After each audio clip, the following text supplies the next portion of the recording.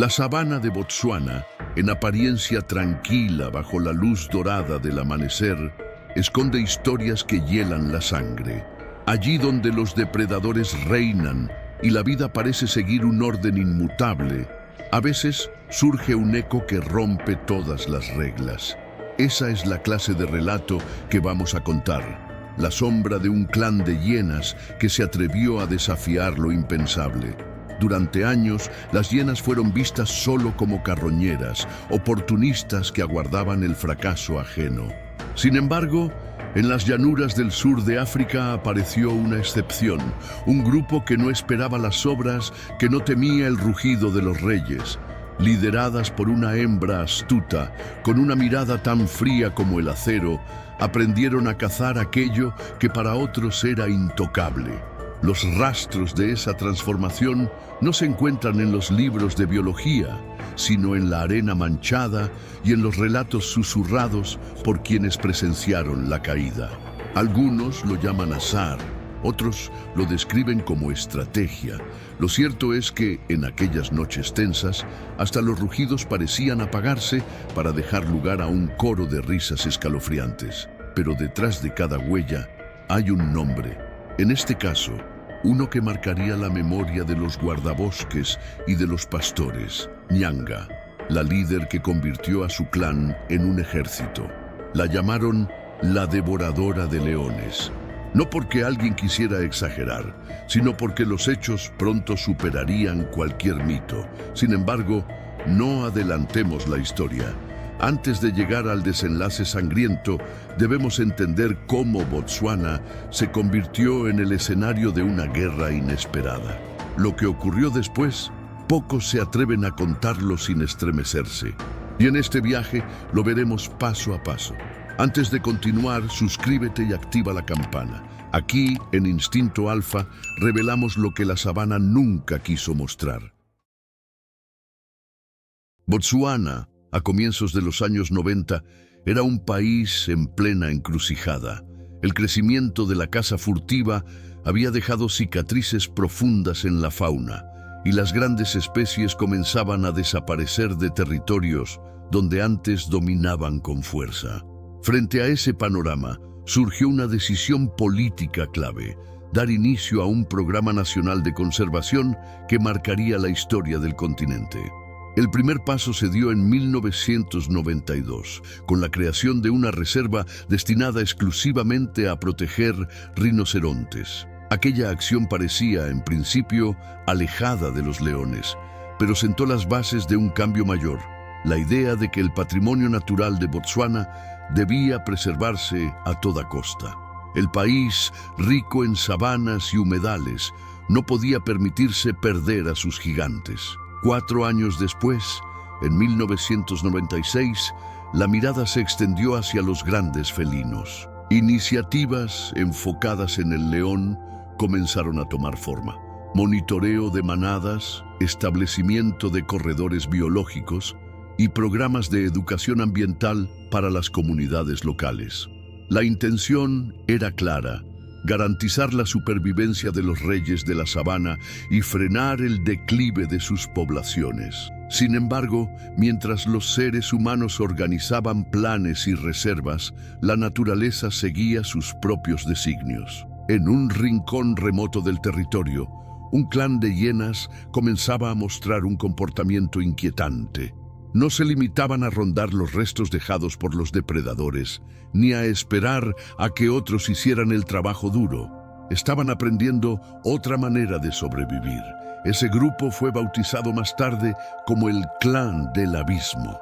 Sus movimientos eran precisos, sus ataques coordinados, y en el centro de sus decisiones se encontraba Nyanga, una hembra de mirada calculadora que transformó a un grupo de carroñeras en una fuerza organizada.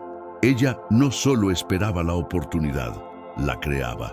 Para entender la magnitud de lo que vendría, basta con comparar a las especies enfrentadas. Un león adulto pesa entre 150 y 250 kilos y porta colmillos de hasta 4 centímetros.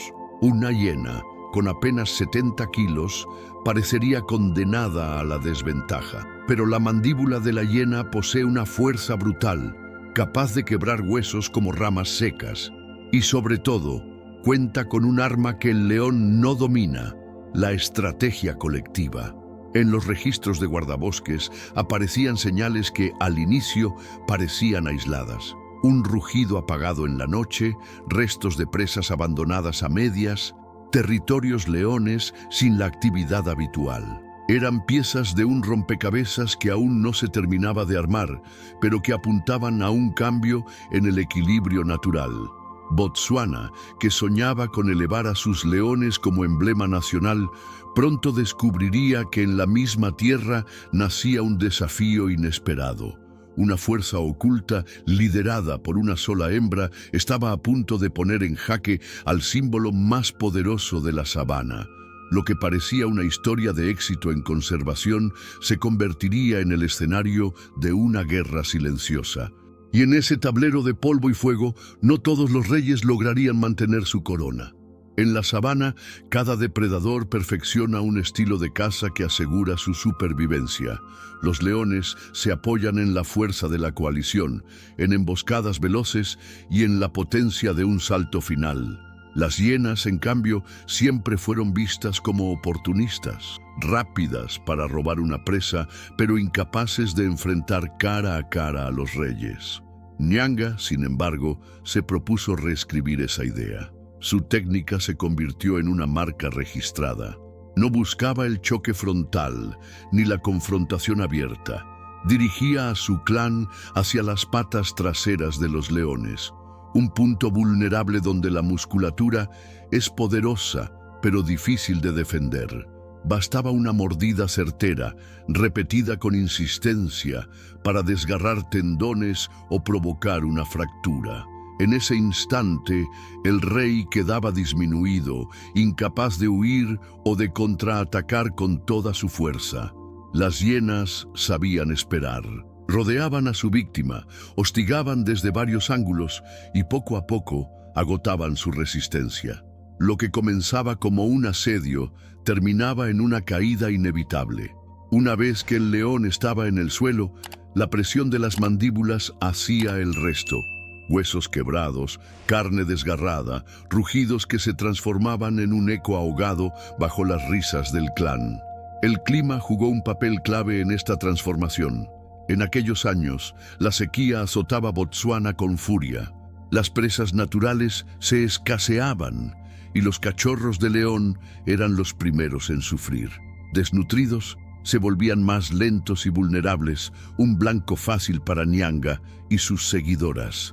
Cada cría abatida no era solo un alimento, era también una herida en la moral de las manadas. Los machos adultos tampoco estaban a salvo. En la penumbra de la noche, cuando los rugidos parecían garantizar control, el clan de Nyanga se acercaba como una sombra implacable. Bastaba con que uno de los machos se encontrara aislado, cansado tras una cacería fallida, para que la estrategia surtiera efecto. Los ataques eran rápidos, coordinados, mortales. Lo sorprendente era la disciplina del grupo. Mientras otras hienas peleaban entre sí por restos, las del clan del abismo obedecían a Nyanga. Se distribuían en semicírculos, medían distancias y ejecutaban ataques en secuencia, como si fueran soldados entrenados en un arte que la naturaleza no había previsto para ellas. Los guardabosques que comenzaron a documentar estos episodios no podían creerlo. Registraban huellas de persecuciones, marcas de mordidas en cadáveres y un patrón inquietante. Las muertes no respondían al azar, sino a una táctica repetida con precisión quirúrgica. Era evidente que no se trataba de encuentros aislados, sino de una campaña de caza sistemática. Comparar esos hechos con la biología tradicional de las hienas resultaba desconcertante. Sí, sus mandíbulas podían triturar huesos, pero jamás se había descrito una conducta tan dirigida hacia un depredador superior. Nyanga había llevado a su clan a un territorio desconocido, donde los papeles de cazador y presa parecían intercambiarse. Así, en el corazón de Botsuana nacía un nuevo tipo de miedo. No se trataba de temer a la noche ni al rugido del león, sino a las carcajadas secas de un ejército que había aprendido a derribar lo imposible. Y lo peor estaba por llegar. La primera señal clara de que algo extraordinario estaba ocurriendo llegó con los conteos oficiales. En apenas 60 días, 9 leones adultos fueron abatidos por el clan de Nyanga. No se trataba de cachorros indefensos ni de hembras debilitadas, sino de ejemplares fuertes, animales que en cualquier otro lugar hubieran reinado con autoridad. Cada caída se convirtió en una alarma encendida en la sabana. Los restos hallados por los guardabosques hablaban por sí solos. Marcas profundas en las patas traseras, huesos quebrados con una precisión que coincidía con la técnica registrada en informes anteriores. Los cuerpos yacían en zonas de caza, en territorios donde los leones habían intentado imponerse, pero donde la estrategia de las hienas había resultado más efectiva. El impacto se multiplicó al poco tiempo. A las bajas iniciales se sumaron 4 más, entre ellas 3 adultos y un joven nómada que había intentado unirse a una manada sin lograrlo. Para los investigadores, el patrón era inquietante. Nyanga no discriminaba entre veteranos y recién llegados. Todos eran objetivos válidos. En las manadas de leones, la tensión era evidente. Los rugidos, antes señales de dominio, comenzaron a sonar con menor frecuencia. Las hembras trasladaban a sus crías con más cautela, evitando zonas donde las hienas habían sido vistas. Los machos, en cambio, se enfrentaban a un dilema brutal: defender territorio o arriesgarse a ser el siguiente en caer bajo las fauces del clan del abismo. La dinámica de la sabana cambió en cuestión de semanas. Normalmente, un grupo de leones podía mantener a raya a un clan de hienas con simples demostraciones de fuerza. Pero la disciplina de Nyanga alteró esa regla. Ya no bastaba con un rugido poderoso ni con mostrar colmillos. Las hienas no retrocedían. Avanzaban en bloque, midiendo cada movimiento. Los turistas que visitaban las reservas de Botsuana comenzaron a escuchar rumores. No era común que se hablara de hienas como cazadoras de leones, y mucho menos que se repitiera la misma escena una y otra vez. Lo que para algunos sonaba como exageración, pronto se confirmaba en los informes oficiales. Un número inusual de leones estaba desapareciendo. Para los conservacionistas, la situación se tornó insostenible. Los programas de protección de felinos, iniciados apenas unos años antes, parecían estar en jaque por un enemigo que nadie había previsto. Era irónico. Mientras el país luchaba contra la caza furtiva humana, un depredador natural se convertía en el mayor desafío para la supervivencia de los leones. Los guardabosques comenzaron a vigilar al clan con mayor atención. Las noches se llenaron de patrullas discretas, observando a las hienas desplazarse con una coordinación inquietante. Lo que vieron superó cualquier expectativa. Nyanga no era solo una líder, era una estratega que anticipaba reacciones, que parecía leer los movimientos de sus presas antes de que ocurrieran. En el horizonte se dibujaba una pregunta que aún hoy resuena. ¿Qué pasaría si ese conocimiento, esa manera de cazar, se transmitía a nuevas generaciones de hienas? La escalada de muertes no era un accidente, era un cambio de paradigma, y el futuro de la sabana pendía de un hilo. Las alarmas se encendieron en los centros de conservación de Botsuana. Lo que comenzó como un fenómeno extraño pronto se convirtió en un problema imposible de ignorar. En cuestión de semanas, 13 leones habían muerto bajo el mismo patrón de ataque. Para un país que apenas había iniciado programas de protección felina, el golpe era devastador. Los conservacionistas comprendieron que no podían permanecer como simples observadores. En reuniones urgentes, los responsables de vida silvestre debatían una cuestión espinosa. ¿Debían intervenir en una dinámica natural o aceptar que las hienas habían encontrado un nuevo equilibrio en la cadena alimenticia? Algunos defendían la no intervención, argumentando que la naturaleza debía seguir su curso. Otros advertían que, de continuar, el fenómeno pondría en riesgo a poblaciones enteras de leones en la región. El dilema no era solo biológico, también político. Botsuana había ganado reconocimiento internacional por sus esfuerzos en conservación, y perder a los leones en pleno auge del turismo sería un golpe a su reputación. Los reyes de la sabana eran un emblema del país, y permitir que cayeran uno tras otro frente a las hienas podía interpretarse como un fracaso del modelo de protección. La decisión finalmente se inclinó hacia la acción. Los guardabosques diseñaron un plan para rastrear y contener al clan del abismo. No sería fácil. Nyanga había demostrado una astucia fuera de lo común, cambiando de territorio y ocultando sus movimientos con precisión. Sin embargo, las huellas y los restos dejados tras cada ataque terminaron por delatar sus recorridos. La operación se puso en marcha en una zona apartada, lejos de las rutas turísticas. Durante noches enteras, los agentes tendieron trampas, instalaron cercados y vigilaron en silencio. Una madrugada, el objetivo se cumplió. Nyanga y gran parte de su clan quedaron confinados en un espacio delimitado dentro de la reserva. Para los equipos de conservación, aquello era apenas el comienzo. El plan no consistía en eliminar al grupo, sino en reeducarlo.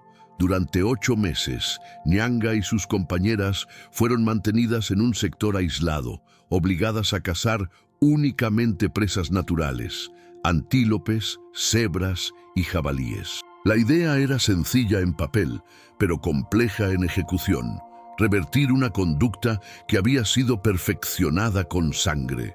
Los días en el canto aislado de la reserva estuvieron cargados de tensión.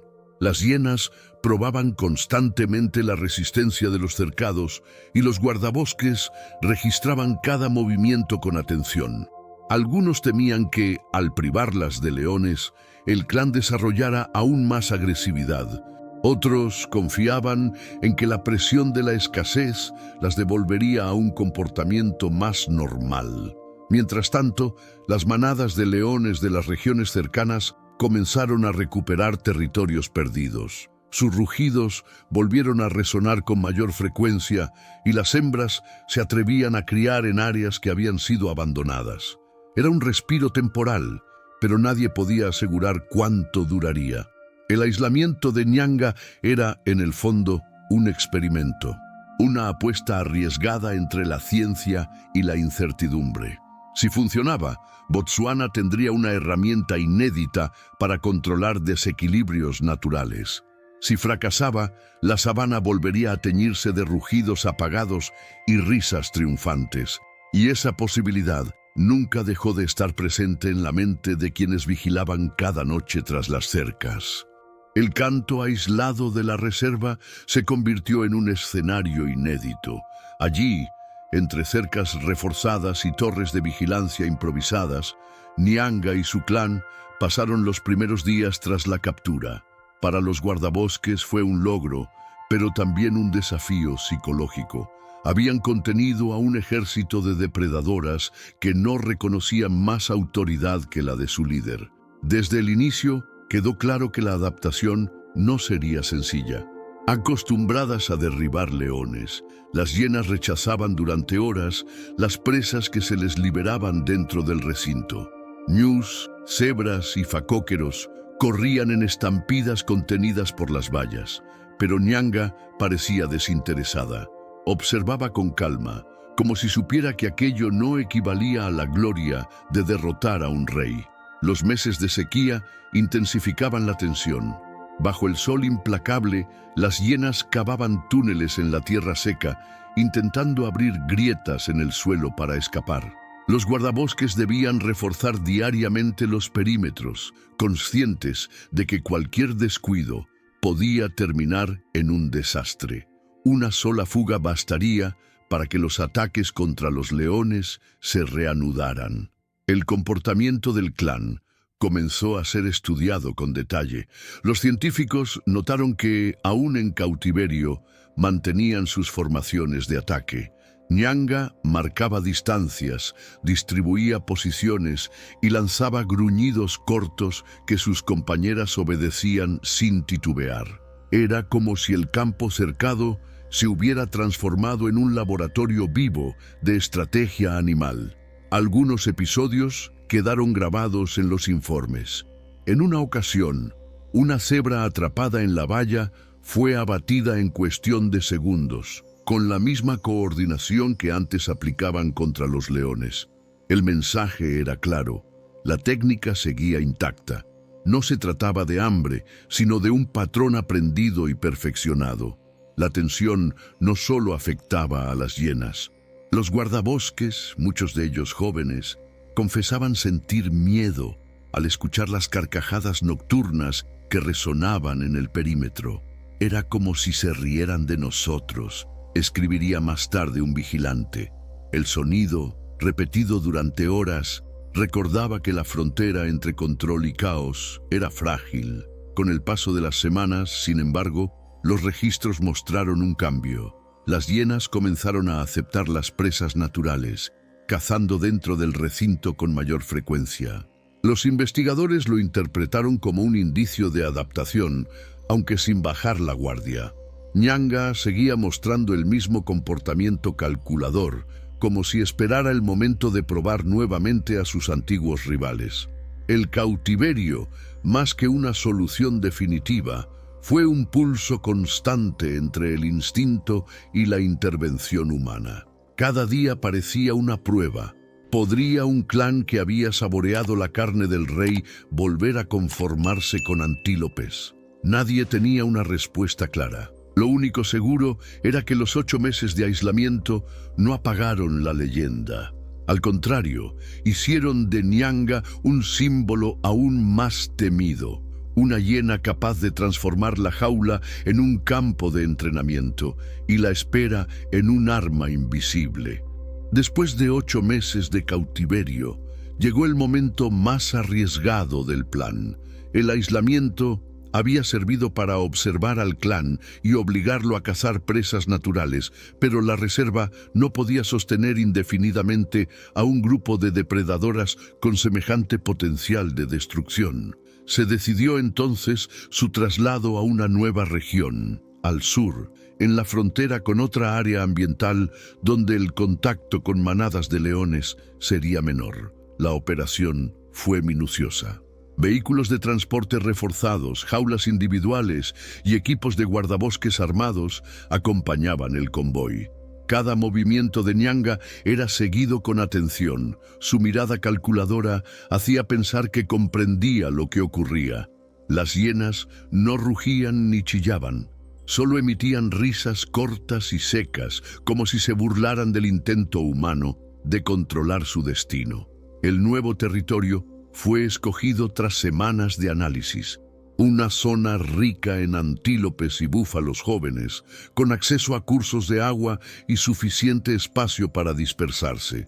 Allí, los conservacionistas esperaban que el clan encontrara alimento sin recurrir a la caza de leones. Los mapas y gráficos mostraban lo evidente. Era una apuesta estratégica, casi como mover piezas en un tablero de ajedrez. El primer día de liberación fue tenso. Las compuertas se abrieron lentamente y durante unos segundos eternos, Nyanga se quedó inmóvil, olfateando el aire. Detrás de ella, el clan esperaba la señal. Cuando finalmente avanzó, lo hicieron todas al unísono, como un ejército que nunca había perdido disciplina. El silencio de los guardabosques fue absoluto. Sabían que, en ese instante, entregaban la decisión final a la naturaleza. Las primeras semanas trajeron cierto alivio. Las hienas cazaban impalas, hostigaban cebras y se mantenían alejadas de los pocos leones que merodeaban en la zona. Los registros indicaban que la adaptación parecía funcionar y las estadísticas de muertes felinas descendieron a 0. Era, en apariencia, un éxito inesperado, pero los investigadores no se engañaban. Sabían que la memoria de un clan no se borra en unos meses. El instinto depredador, una vez despertado, podía reaparecer con fuerza en cualquier momento. Por eso se instalaron equipos de monitoreo, cámaras trampa y rondas nocturnas en los perímetros de la nueva área. La consigna era clara: observar sin intervenir, salvo que la escalada regresara. El turismo también jugó su parte. Los rumores sobre la hiena devoradora de leones comenzaron a circular entre visitantes y fotógrafos de vida silvestre. Algunos viajaban hasta el sur de Botsuana con la esperanza de avistar a Nyanga. Irónicamente, el animal que había puesto en jaque a la conservación felina se transformaba en un imán de curiosidad internacional. Para los guardabosques, esa dualidad era incómoda. Por un lado, la atención reforzaba la importancia de la conservación. Por otro, recordaba que cada paso de Nyanga estaba bajo escrutinio mundial. Un solo ataque contra un león podía desencadenar críticas, presiones y el fin del experimento. Así, la relocalización no fue solo un traslado físico, fue también una transferencia de responsabilidad de los humanos a la naturaleza y de la naturaleza a una hembra que había demostrado ser mucho más que una simple hiena. En los ojos de Nyanga parecía brillar la misma pregunta que inquietaba a todos. ¿Era el final de la guerra o apenas una tregua? Durante los primeros meses tras la liberación, los informes parecían alentadores.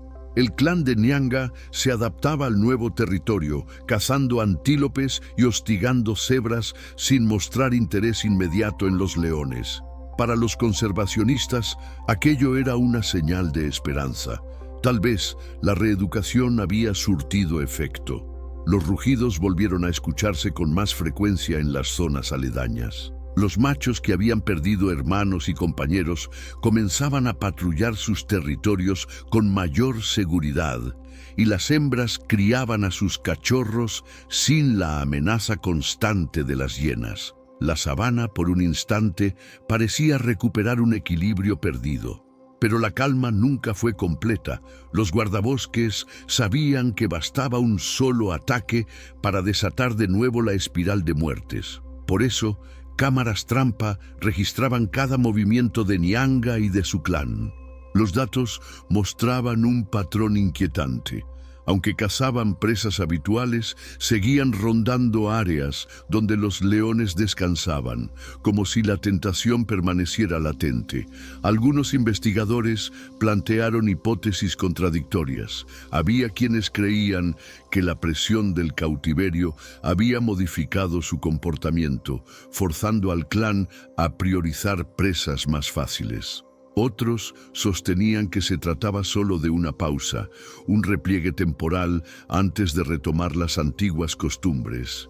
Ninguna teoría lograba despejar la duda central. El turismo internacional alimentaba la intriga. Visitantes llegaban preguntando por la devoradora de leones, buscando señales de Nyanga en los mapas de la reserva. Algunos lograban avistarla a lo lejos, liderando a su grupo con la misma serenidad calculadora de siempre. Esa simple visión bastaba para reforzar la sensación de estar ante una leyenda viva. Los conservacionistas enfrentaban un dilema aún mayor. ¿Debían hacer público el experimento como un éxito o mantener la cautela?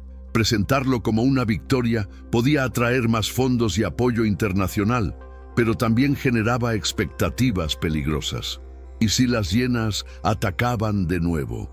¿Cómo explicar que la naturaleza no siempre responde a los planes humanos? Mientras tanto, las comunidades locales mantenían sus propias interpretaciones. Para algunos pastores, Nyanga era un espíritu vengador, una criatura enviada para recordar que la sabana nunca se doblega del todo. Para otros, era simplemente un depredador más, siguiendo el hambre y el instinto. Entre el mito y la biología, su figura se volvía cada vez más difícil de encasillar. El periodo de observación, libre de incidentes graves, se prolongó más de lo esperado. Sin embargo, la pregunta permanecía suspendida en el aire como un rugido contenido. ¿Era aquello el fin de la guerra o solo el silencio antes de la tormenta? porque en Botsuana, como en toda la sabana, las historias nunca se cierran del todo. Y mientras Nyanga siguiera viva, su sombra seguiría proyectándose sobre los reyes del desierto de polvo y fuego. La sabana nunca olvida.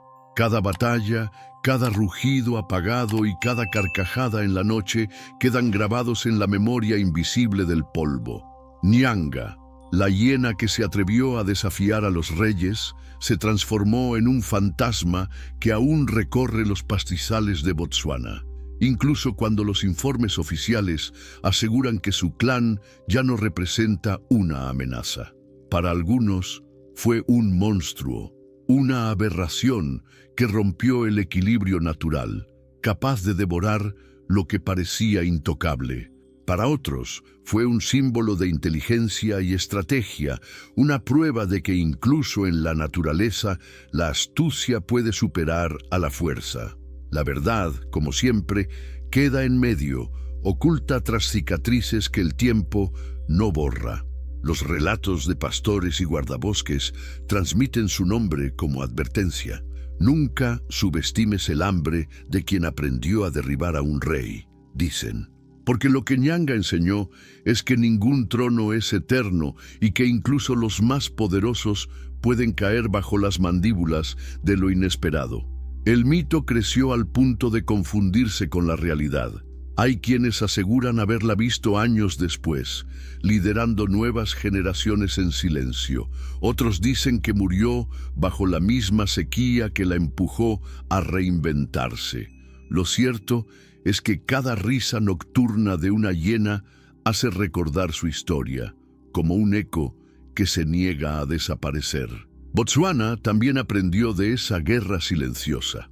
El país fortaleció sus programas de conservación, entendió la necesidad de equilibrar depredadores y presas y reconoció que intervenir en la naturaleza no siempre trae certezas. La experiencia de Nyanga marcó un antes y un después en la manera de gestionar reservas. Pero más allá de informes y datos, lo que queda es la leyenda.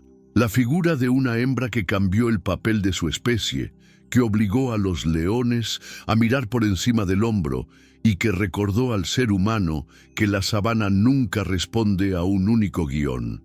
En la memoria colectiva, Nyanga se alza como una advertencia y como un mito.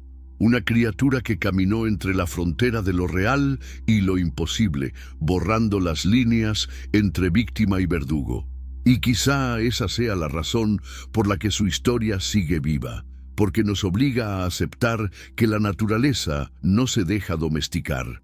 Si llegaste hasta aquí, es porque compartes nuestra fascinación por lo salvaje. Dale like a este video, suscríbete y acompáñanos en la lista de reproducción dedicada a las leyendas de la conservación. Allí encontrarás más historias que, como la de Nyanga, nos recuerdan que en la sabana ningún reinado dura para siempre. Porque mientras el viento siga arrastrando ecos, la risa de la devoradora de leones seguirá resonando en el corazón de África.